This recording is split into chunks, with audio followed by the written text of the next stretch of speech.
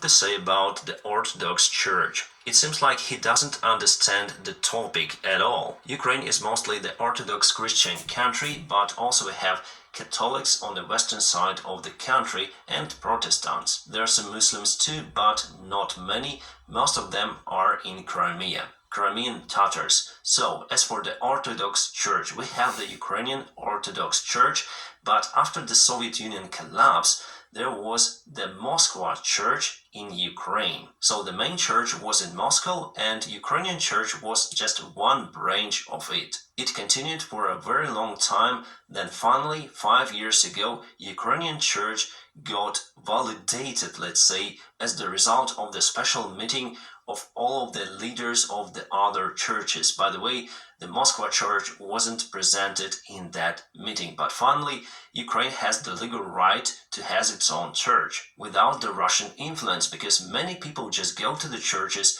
and Russian propaganda also spread around them. Not a long time ago, they even prayed for the health of the Patriarch Kirill, who blesses the Russian weaponry and Russian soldiers to go and fight in Ukraine. Also, when Russia started the full-scale war in Ukraine, there were numerous of the Russian or pro-Russian priests in the Moscow churches trying to help the Russian army. Also, they called the people around, go and Russians. After that, many of the church communities decided to change from the pro-Russian vector to Ukrainian legal church. Russians didn't like it, so they started to spread the narrative that Ukraine just kills the Christian church in its own territory. It is not even close to that. We just eliminate the Russian influence in Ukraine.